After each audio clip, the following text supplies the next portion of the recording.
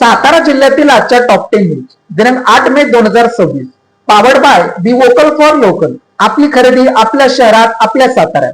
जिल्हा परिषद पदाधिकाऱ्यांसाठी कार्यालयीन आचारसंहिता लागू. ग्रामविकास विभागाचा आदेश. नातेवाईकांच्या हस्ते शपथबंदी. उल्लंघन झाल्यास कारवाई करण्याचे शासनाचे निर्देश. महाराष्ट्र शासनाच्या ग्रामविकास व जलसंधारण विभागाने जिल्हा परिषद पदाधिकाऱ्यांच्या कामकाजात शिस्त व समन्वय राखण्यासाठी कार्यालयीन आचारसंहिता लागू केली आहे. शासन परिपत्रकानुसार पदाधिकाऱ्यांनी आपली कामे स्वतः करणे बंधनकारक करण्यात आले असून त्यांच्या नातेवाईकांना कार्यालयीन कामकाजात हस्तक्षेप करण्यास मनाई करण्यात आली आहे. परिपत्रकात स्पष्ट करण्यात आले आहे की जिल्हा परिषद पदाधिकाऱ्यांच्या निकट नातेवाईकांनी त्यांच्या कार्यालयात बसू नये, तसेच कोणत्याही प्रकारे कामकाजात हस्तक्षेप करू नये. असे आढळल्यास संबंधित पदाधिकाऱ्यांविरुद्ध कडक कारवाई करण्यात येणार आहे. आता कोणाकोणावर आणि काय कारवाई होणार याकडे सर्वांचे लक्ष लागले आहे. झेडपीच्या आरोग्याची बुद्धी भलतीकडे. उन्हाळा बनला डिझास्टर, अधिकारी बनले ग्रँड मास्टर. जिल्ह्यात वाढत्या उष्णतेच्या पार्श्वभूमीवर उष्माघाताचा धोका दिवसेंदिवस गंभीर बनत असताना सातारा जिल्हा परिषदेच्या आरोग्य विभागातील धक्कादायक निष्काळजीपणाचा प्रकार समोर आला आहे. नागरिकांच्या आरोग्याचे जोडले असलेले वैद्यकीय अधिकारी कार्यालयीन वेळेत संगणकावर बुद्धीच्या खेळात म्हणजेच बुद्धिबळात गुंतलेले असल्याचे चित्र पाहायला मिळाले. शासनाकडून उष्माघात टाळण्यासाठी विविध उपाययोजना राबवल्या जात असताना जिल्हा स्तरावर अशा प्रकारचा बेफिकीपणा समोर आणि गंभीर मानले जात आहे. शासकीय संगणक, वीज आणि इंटरनेटचा वापर होत असल्याने नियंत्रण यंत्रणेवर प्रश्नचिन्ह निर्माण झाले आहे. झेडपीच्या आरोग्य विभागाच्या बुद्धिबळ शोधन अधिकाऱ्यांच्या चौकशीचे आदेश. पालकमंत्री शंभूराज देसाई यांनी जिल्हा परिषदेच्या मुख्य कार्यकारी अधिकारी याशिन नारायण यांना दिले आदेश. उष्माघाताच्या वाढत्या धोक्याच्या पार्श्वभूमीवर जिल्ह्यातील आरोग्य यंत्रणा सतर्क करणे अपेक्षित असताना जिल्हा परिषद आरोग्य विभागातील निष्काळजीपणाचा उघड झालेला प्रकार जिल्ह्यात खळबळ उडवणारा ठरला आहे. कार्यालयीन वेळेत वैद्यकीय अधिकारी संगणकावर बुद्धीच्या खेळात बुद्धिबळ गुंतल्याबाबत झेडपीच्या आरोग्य विभागाची बुद्धी भलतीकडे या मताखाली बातमी प्रसिद्ध होतात प्रशासन हल्ल्यास या प्रकरणाची तातडीने दखल घेत पालकमंत्री शंभूराज देसाई यांनी चौकशीचे आदेश दिले आहेत.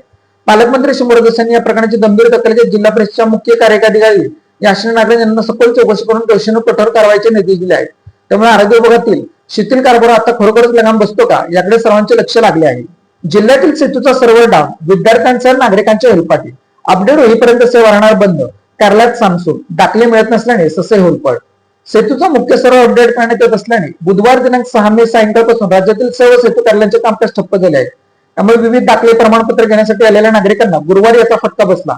अनेक जण बराच वेळ प्रतीक्षा करून अखेर माघारी परतले. दरम्यान सातारा जिल्ह्यातील सर्व तालुक्यातील सेतू कार्यालयांची यंत्रणा बंद पडली आहे. सर्व बंद असल्याने आवश्यक असणारे प्रमाणपत्र वितरण, ऑनलाईन अर्ज प्रक्रिया आदी कामे पूर्णपणे ठप्प झाले आहेत. विशेषतः शाळा व महाविद्यालयीन प्रवेशासाठी दाखल्यांची गरज असलेल्या विद्यार्थी व पालकांची मोठी गैरसोय झाली. काही नागरिक मुंबईसह इतर शहरातून दाखल्यांसाठी आले होते, मात्र सेवा बंद असल्याने त्यांना पुन्हा हेलपाट मारण्याची वेळ आली आहे. मराठा साम्राज्याचा नकाशा वगळल्याप्रकरणी राजघराण्याच्या हायकोर्टात धाव. एनसीईआरटीच्या निर्णयाला आव्हान. नकाशा पुन्हा समाविष्ट करण्याची मागणी. इयत्ता 8वीच्या सामाजिक शास्त्र भाग 1 पाठ्यपुस्तकातून मराठा साम्राज्याचा नकाशा वगळण्याच्या निर्णयाविरोधात राष्ट्रीय शैक्षणिक संशोधन आणि प्रशिक्षण परिषदेच्या एनसीईआरटी विरोधात मुंबई उच्च न्यायालयात याचिका दाखल करण्यात आली आहे. या निर्णयामुळे ऐतिहासिक अचूकता आणि सांस्कृतिक वारशावर गदा येत असल्याचा आरोप याचिकाकर्त्यांनी केला आहे. राजघराण्याचे मराठा वंशज नागपूरचे मुधोजी राजे अजित सिंहराव भोसले, जिजाऊ घराण्याचे शिवाजी दत्तात्रय राजे जाधव आणि रायगडचे रघुजीराजे शहाजीराजे आंग्रे यांनी वकील आशिष बेगोन यांच्या मार्फत बुधवारी याचिका दाखल केली आहे. आरक्षण बचाव समितीचे सातारा ठिय्या आंदोलन. एससी आरक्षणाला सीएम नको.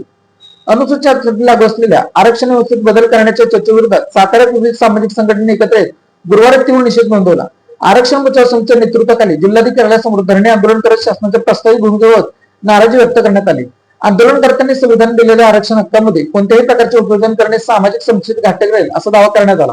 उपयोजनाच्या हालचालींमुळे अनुसूचित जाती समाजात मतभेद निर्माण करण्याची भीती व्यक्त करत शासनाने हा प्रस्ताव मागे व्हावा अशी मागणी आंदोलकांनी केली. 15व्या विद्रोही साहित्य संमेलनाचे उद्या सातारा येथे उद्घाटन. संमेलनात इतिहास, सामाजिक प्रश्नांवर उठणार बुलंद आवाज. साताऱ्यात आयोजित करण्यात आलेल्या 2 दिवसीय विद्रोही साहित्य संमेलनात इतिहासातील उपस्थित स्मृती, सामाजिक अन्याय आणि परिवर्तन चळवळींना नवा आवाज देण्यात येणार असल्याची माहिती विद्रोही साहित्य संस्कृती संमेलनाचे राष्ट्रीय समन्वयक डॉक्टर भारत पाटणकर आणि सहस्वागताध्यक्ष ह.ब.प. सुहास फडतरे महाराज यांनी दिली. संमेलनाचे उद्घाटन 9 मे रोजी कला वाणिज्य महाविद्यालय सातारा येथे सकाळी 11 वाजता ज्येष्ठ साहित्यिक डॉक्टर आह साळुंखे यांच्या हस्ते होणार आहे. Doctor Sonjharia means doctor Bharat Patankar, संमेलनाध्यक्ष लोकशाहीर संभाजी भगत उपस्थित राहणार आहे. कुर्नेवाडी तालुका मानेतील द्रोळीच्या गुन्ह्यातील 7 आरोपी गजाआड. चोरीला गेलेला मुद्देमाल हस्तगत. मसोड पोलिसांची दमदार कामगिरी. मसोड पोलीस ठाणे व स्थानिक गुन्हे शाखा सातारा यांच्या संयुक्त कारवाईत कुर्नेवाडी तालुका मानेतील द्रोळीच्या गंभीर गुन्ह्यात 7 आरोपींना अवघ्या 48 तासात अटक करण्यात आले आहे. मसोड पोलीस ठाण्याच्या हद्दीतील कुर्नेवाडी तालुका मान जिल्हा सातारा येथील मिसाळ वस्तीमध्ये 4 मे 2026 रोजी मध्यरात्रीच्या सुमारास ही घटना घडली होती. प्रल्हाद मिसाळ वय 65 व त्यांचीच पत्नी सुलाबाई मिसाळ वय 62 हे घरातील झोपलेले असताना आरोपींनी घराच्या ग्रिलची कडी काढून आत प्रवेश केला. आरोपीने वृद्ध दाम्पत्याला मारहाण करून चाकूचा दावा करून सोन्याचे दागिने व रोख रक्कम लंपास केली होती. या प्रकरणात दादू बुधवले वय 20, संजय बुधवले वय 23, महादेव बुधवले वय 22, हर्षद बुधवले वय 19, ऋत्विक मुनसोडे वय 20 तसेच 2 विधी संघर्षग्रस्त बालकांना ताब्यात घेण्यात आले आहे. त्यांच्याकडून चोरी केलेला मुद्देमाल हस्तगत करण्यात आला आहे. सर्व आरोपी हे वरकुडे मलवडी तालुका मान येथील रहिवासी आहेत. गोकुळ तालुका पाटण गावच्या आधी 4 चाकी वाहनाने वृद्धेला चिरडले. वृद्धेचा जागीच मृत्यू, चालकाचे पलायन. गोकुळ तालुका पाटण गावच्या आधी निनाई मंदिराकडे जाणाऱ्या रोडवर चालत निघालेल्या त्रिवेणी गणपती दुर्गवडे व 92 या महिलेला भरधाव वेगाने आलेल्या कॉन्क्रीट मिक्सरच्या 4 चाकी वाहनाने चिरडले. यात वृद्ध महिलेचा जागीच मृत्यू झाल्याची घटना गुरुवार दिनांक 7 मे रोजी 11:45 वाजता घडली. अपघात घडल्यानंतर 4 चाकी वाहनावरील चालक पळून गेला असून त्याचा शोध सुरू आहे. या अपघाताची नोंद पाटण पोलीस ठाण्यात झाली आहे. वडी तालुका खटाव येथे महिलेच्या गळ्यातील सोन्याचा ऐवज लंपास.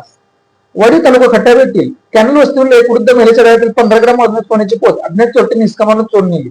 या घटनेमुळे सकाळी लवकर शेतात काम करणाऱ्या महिला वर्गात घबराट निर्माण झाली आहे. वडीगावच्या दक्षिण दिशेला उरमोडी कॅनल लगत राहत असलेल्या श्रीमती हिराबाई शत्रुघ्न येवले 72 या मंगळवारी सायंकाळी घरासमोर काम करत होत्या.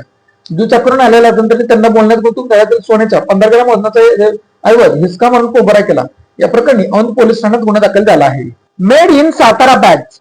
सातारा शहरातील महिलांनी बनवलेल्या उत्तम प्रकारच्या बॅग. संपर्क 9594 415 115. Lalit tailors. Look good feel good.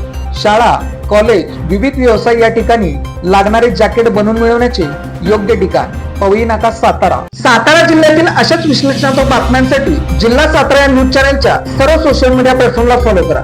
Video like करा, व्हिडिओ हाईप करा, व्हिडिओवर कमेंट करा आणि व्हिडिओ जास्तीत जास्त लोकांपर्यंत शेअर करा.